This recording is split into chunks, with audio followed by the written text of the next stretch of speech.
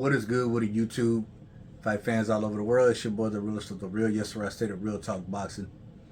It is a privilege and honor and a major blessing to be back with you beautiful people yet again. Hey, listen, you know, I got some time off work. I'm not going back till August the 8th. It's my birthday, by the way. I'll be 45 years old, Lord willing.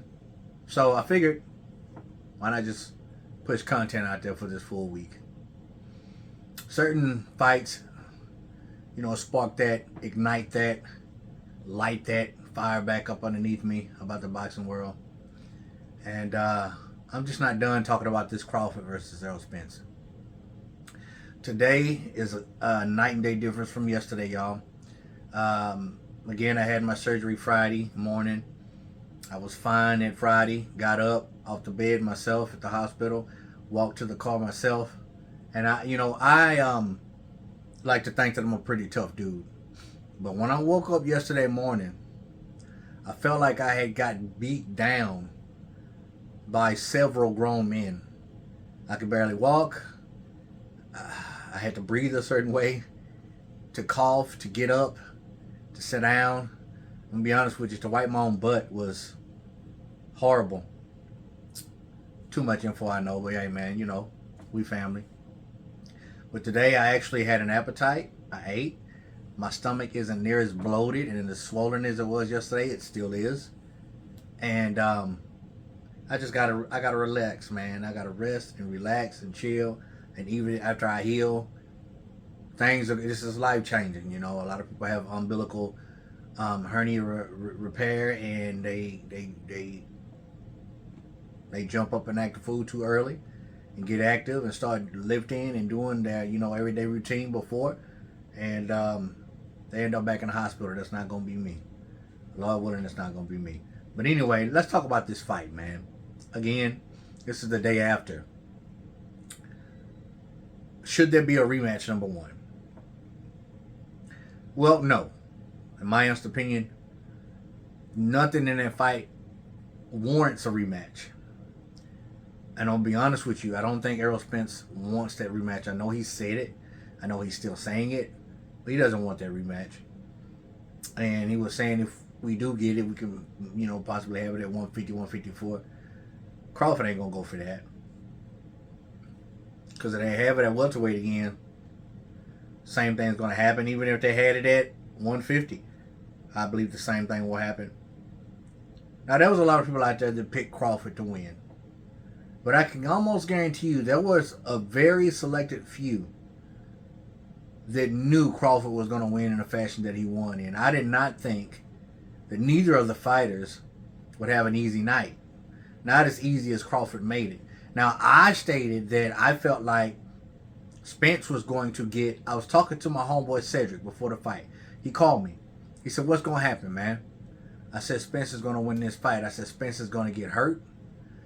And Crawford's going to get a little wild. And Spence is going to catch him one of those short hooks.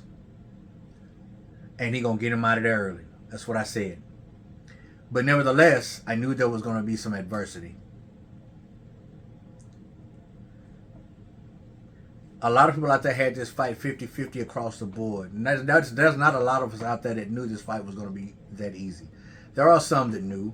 There's some who claim they knew. But I just... let me tell you something, man. The rematch just does not make any sense. And I'm going to tell you why. I knew at the end of the first round, even though I had picked Spence to win, I pay attention to detail. I pay attention to body language.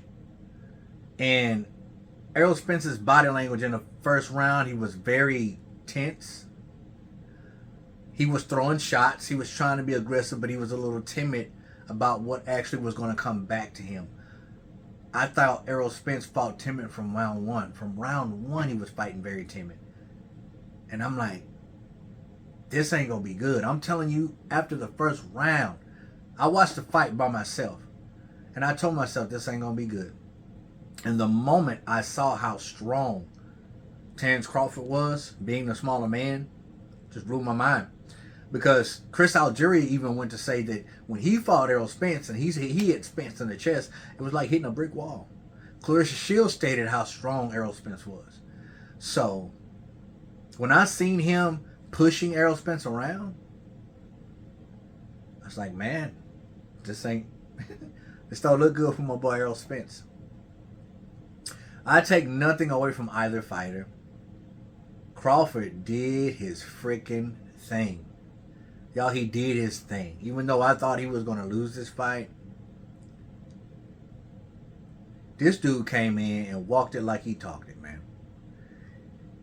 He showed that he is so far ahead of a lot of fighters in the professional boxing game, it ain't even funny. Because the things that he was able to do to Errol Spence. Now, I stated, too, that, you know, there's a lot of people who's going to say there's something wrong with Errol Spence, and you can't, you know, it was Terence Crawford. Now, you can say what you want to about Errol Spence. Some say that his speech is slurred, and he's always had slurred speech, in my opinion. And even when he was young, you know, the way he would speak was a little slurred. And he's very, very, he has an inside voice. He almost whispers when he talks, and it always sounds like his voice is cracking, or he's going through some type of puberty when he talks. You can hear his voice crack. I've heard that from day one. Could there have been some wear and tear?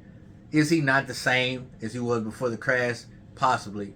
But I don't, you know, even Errol Spence was like, man, I had an off night. The better man won the fight. I don't make no excuses. The better man won the fight. And I'm telling y'all, I saw in the 8th round, Crawford stepped off the gas. He let off the pedal. He let off the gas pedal because he respects and loves Errol Spence. And he didn't really want to hurt him.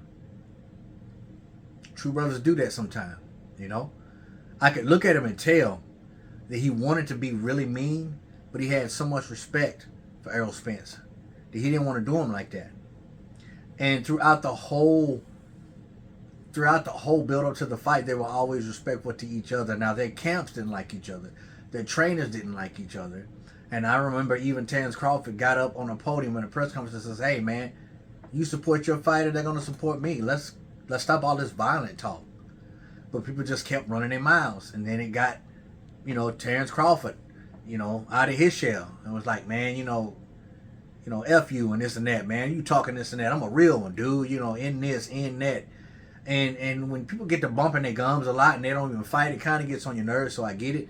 But as far as how the fighters treated each other, it was all respect. And that's why you saw Terence Crawford lift up off that gas pedal at certain points and moments in that fight, because he respects Errol Spence and Errol Spence respects him. I do not think that there should be a rematch. I don't think there will be a rematch. Nothing in this fight warrants a rematch. But what I'm left to wonder is what's next for Errol Spence. Like, where does he go from here? Yes, it's his first loss, and he did not look good at all. And Terence Crawford has shown that he is very much elite. I don't see anybody beating Terence Crawford anytime soon. He is 35. He's getting a little long in the tooth. And the longer you fight, the more, you know, chances that you take of getting beat. Because if you continue to fight, you're eventually going to get beat. Because as bad as Crawford is, there's somebody out there that's badder than him. He just ain't ran across him yet, as Errol Spence. This was an amazing fight, and it has sparked my interest. The undercard fights, I didn't really like them much. Pitbull Cruz's fight, he has this weird herky-jerky, unorthodox type fighter in front of him, so it was hard to look good against that type of fighter. Didn't like that fight at all. I was rooting for my man Nonito Donaire, even though that was a good fight. Nonito ended up losing, and I think Nonito needs to retire. 40 years old and still competing with 20-year-olds. I mean, that says a lot, but I think his time is over. But what's next for Errol Spence? You know, he says he's going to go up. Who he's going to fight? Will he ever be the same after this? Because he was beat up pretty bad. And to Terence Bud Crawford, man, again, you proved me wrong. You showed the whole world that you're a lot better than some people may give you credit for. But right now, pound for pound, undisputed in 2 weight classes, 2 weight divisions. You got to give him his props. Don't hate on him. He did his thing. Let me know what you think. Comment down below. Let your boy Real Talk know as always. Respect all, fear none. God bless. Till the next time, Real Talk boxing. I'm up and I'm out of here. Bye, y'all.